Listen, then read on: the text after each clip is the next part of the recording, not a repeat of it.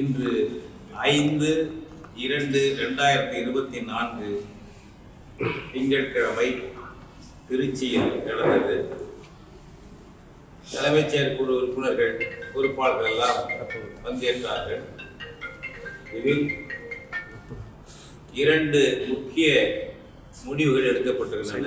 ஒன்று, 2020ஆம் ஆண்டு டிசம்பர் மாதம் கரூரில் நடந்த பசுதீஸ்வரர் திருக்கோயில் குடமுழுக்கு தமிழ் வழியில் நடக்க வேண்டும், 50 விழுக்காடு தமிழ் 50 விழுக்காடு சமஸ்கிருதம் என நடத்த வேண்டும் என்று வாங்கிய நம்முடைய தெய்வத்தமிழ் பேரவையினுடைய செயற்குழு உறுப்பினர் ஐயா மூங்கிலடியார் அவர்கள் போட்ட வழக்கில் நீதிபதி கிருபாகரன் அவர்களும் நீதிபதி கோழேந்தி அவர்களும் அளித்த தீர்ப்பு, சென்னை உயர்நீதிமன்ற மதுரை அமர்வு மன்றத்தில் அளித்த தீர்ப்பு, சரிபாரியாக தமிழும் சமஸ்கிருதமும் நடத்த வேண்டும் குடமுழுக்கு என்பது.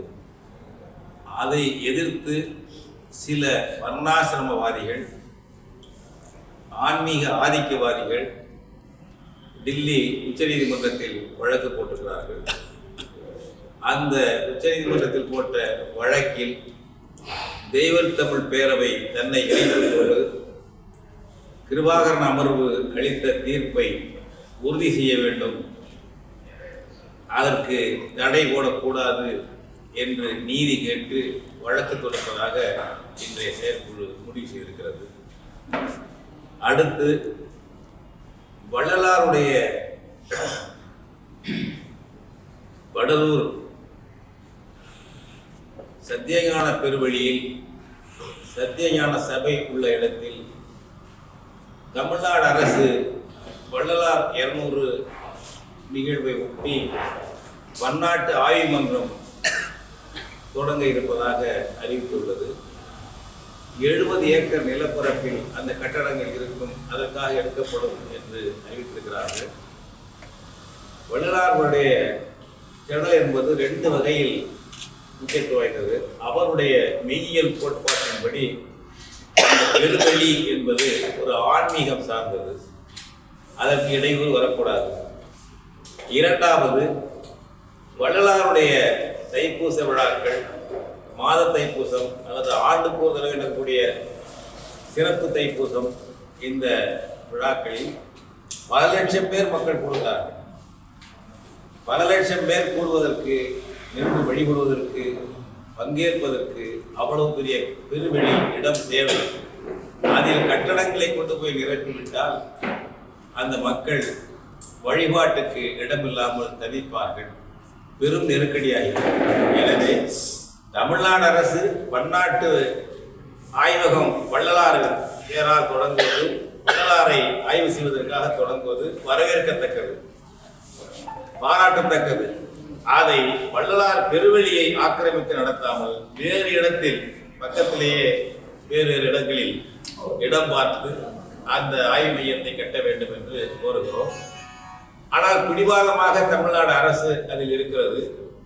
கடந்த மாதம் 10ஆம் தேதி கடலூரிலே மஞ்சக்குப்பம் பகுதியிலே இந்த கோரிக்கையை வைத்து உண்ணார் நோன்பிருந்த வள்ளலார் அன்பர்களை வலுக்கட்டாயமாக காவல்துறையை வைத்து கலைத்து அவ்வளவு இடைஞ்சல் கொடுத்தார்கள், இழிவுபடுத்தினார்கள் தமிழ்நாடு அரசு காவல்துறை. இது கண்டனத்துக்குரியது.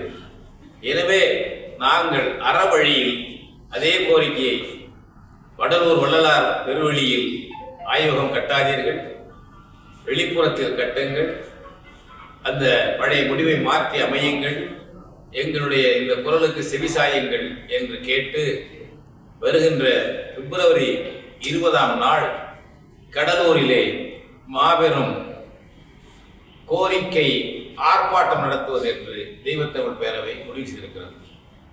அறப்போராட்டமாக, மக்கள் போராட்டமாக நடைபெறும் அந்த வள்ளலார் பெருவெளியை காப்பாற்றும் போராட்டத்திற்கு அனைத்து மக்களும் வாருங்கள் வாருங்கள் என்று தெய்வத்தமிழ் பேரவை அழைக்கிறது. இந்த வழக்கு போட்டிருக்கதா சொன்னீங்க, சமஸ்கிருதத்தில் தான் அவங்க குடமுழுக்கு நடத்தணும்ட்டு. அது யார் போட்டிருக்கா? அரசியல் தொடர்பில் அவங்க போட்டிருக்காங்களா? அரசியல் இல்லை, வர்ணாசிரமவாதிகள் என்று சொல்லும்போது உங்களுக்கு அக்ரகாரத்தில் இருந்து அதனுடைய தொடர்புடையவர்கள் போட்டிருக்கிறார்கள். அதனுடைய வழக்கு எண் 198 என்று சுப்ரீம் கோர்ட்டில் பதிவாக இருக்கிறது.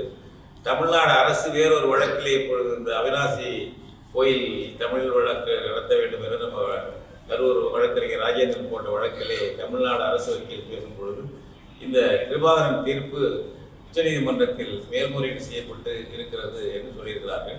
உச்சநீதிமன்றத்தில் மேல்முறையீடு செய்யப்பட்டிருக்கிறது, அதை விசாரணைக்கு ஏற்றிருக்கிறார்களே தவிர கிருபாகரன் தீர்ப்புக்கு தடை கொடுக்கவில்லை.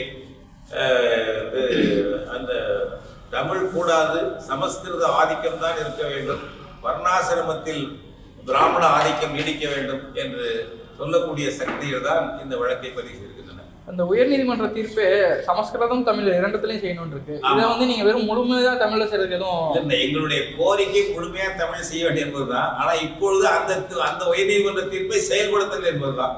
இதற்கு முன்னால் தஞ்சை பெருவுடையார் கோயில் குடமுழுக்கின் பொழுதே 2 நீதிபதிகள் அதே தான் கொடுத்தாங்க.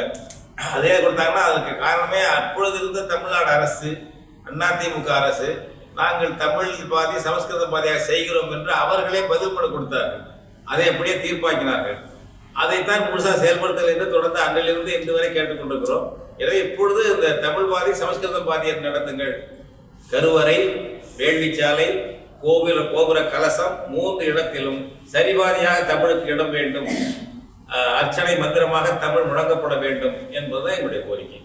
இப்போ வந்து பழனி முருகன் கோயிலில் ஒரு தீர்ப்பு வந்திருக்கு, ஒரு உத்தரவு வந்து மாற்று மதத்தவர்களுக்கு அனுமதி இல்லை, அனுமதி கொடுக்கக்கூடாதுன்னு. அதை எப்படி பார்க்குறீங்க? அந்த தீர்ப்பு தவறானது, சரியானதல்ல. நம்முடைய இந்து மதத்திற்கு சைவ நெருக்கி, திருமால் நெருக்கி, வள்ளலார் நெருக்கி, சித்தர்கள் நெருக்கி, ஆசீவக நெருக்கி புறம்பானது அந்த தீர்ப்பு. நமக்கு எல்லாரும் வரலாம்.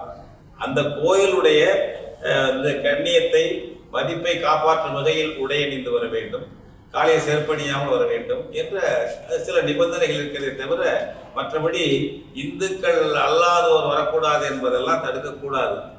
ஒன்று, நம்ம நெறியில் அந்த வழக்கமே கிடையாது. இரண்டாவது இந்துக்களாக இருந்தாலும் அந்த கோயிலுக்குரிய ஆகமம், அதற்குரிய சீருடை, அதை அணிந்து வருபவர்கள், அதற்குள்ள ஆன்மீக அடையாளங்கள் அணிந்து வருவர்களை தான் அனுமதிக்க வேண்டும். கொடிமரத்துக்கு அப்பால் அவங்க கூட இந்துக்களாக இருந்தாலும் அனுமதிக்க கூடாது என்று நீதிபதி ஸ்ரீமதி கொடுத்துருக்காங்க, அந்த அம்மா கொடுத்துருக்கு. அப்போ இந்துக்களையும் நீங்க இந்துக்கள் அல்லாதவை மட்டுமல்ல, இந்துக்களையும் வர்ணாசிரம அடிப்படையில் வடிகட்டுவதற்கான நோக்கத்தோடு கொடுக்கப்பட்ட தீர்ப்பு அது என்று நாங்கள் தெய்வத்தமிழ் பேரவை சார்பில் அதை எதிர்த்து விமர்சித்து அறிக்கை கொடுத்திருக்கிறோம். அவருக்கு தமிழ்நாடு அரசு அந்த தீர்ப்பு செல்லாது என்றாகக்கூடிய வகையில் மேல்முறையீடு மறு ஆய்வு மனு போட வேண்டும், சட்ட நடவடிக்கை முழுமையாக எடுக்க வேண்டும் என்றும் தமிழ்நாடு அரசுக்கு வேண்டுகோள் வைத்திருக்கிறோம். பொதுவாக இந்த மாதிரியான வழிபாட்டு விஷயங்கள்ல நீதிமன்ற தலையர் அதை எப்படி பார்க்குறீங்க? நீதிமன்றம் இதுக்கு இருந்த ஒரு நெறிமுறைகள் இருக்கு ஆன்மீகத்துக்கு என்று, அந்த நெறிமுறைப்படி தீர்ப்புகள் சொல்லலாம், தலையிடவே கூடாது என்பதல்ல. உச்ச நீதிமன்ற தீர்ப்பு 2 தீர்ப்பு இருக்கு. சேஷம்மாள் தீர்ப்பு ஒன்று, அதுக்கு பிறகு வந்த தீர்ப்பு ஒன்று, 2005 வந்த தீர்ப்பு ஒன்று இருக்கு. 2 எந்த ஆகமமும் இந்த ஆகமத்தை சேர்ந்தவர் தான் அர்ச்சகராக வேண்டும் என்று சொல்லவில்லை. இந்த மொழியில் தான் அர்ச்சனை செய்ய வேண்டும் என்று நிபந்தனை விதிக்கவில்லை. இந்த ஜாதிக்காரன் தான் அர்ச்சனை செய்ய வேண்டும் என்று நிபந்தனை விதிக்கவில்லை என்று உச்ச நீதிமன்றம் 2 தடவை சிறப்பான தீர்ப்பு கொடுத்திருக்கு. அந்த தீர்ப்பை பின்பற்றாமல் இஷ்டத்துக்கு இப்பொழுது இன்னைக்கு பாஜக ஆட்சி, அவங்களுடைய பாஜக ஆட்சி இருக்கிறது என்று கருதி கொண்டு இஷ்டத்துக்கு என்னென்னமோ கொடுக்கிறார்கள். அதுக்கு தகுந்த சூழ்நிலையை அவர்கள் நீதிமன்றத்திலே உருவாக்கி கொண்டிருக்கிறார்கள். இதெல்லாம் நம்முடைய ஆன்மீக நெறிமுறைகளுக்கு எதிரானது, உச்ச நீதிமன்ற தீர்ப்புக்கும் எதிரானவை. இப்போ எலெக்ஷன் வருது, அது சம்மந்தமாக எதுவும் முடிவு? தேர்தலை பற்றி நாங்கள் ஒன்றும் பேசலை. தேர்தல் எல்லாம் நாங்கள் ஒன்றும் முடிவெடுத்து இதை எதிர்ங்க, அதை ஆதரிங்கலாம் சொல்றதில்லை. எங்கும் வழக்கம் இல்லை. தெய்வத்தமிழ் பேரவை தமிழர்களுக்கு உரிய பொதுவான ஒரு வலையொலி என்ற ஏற்பிசையோடு இதை விரும்பக்கூடிய வகையில், ஏற்கக்கூடிய வகையில் சப்ஸ்கிரைப் செய்து இணையுங்கள்.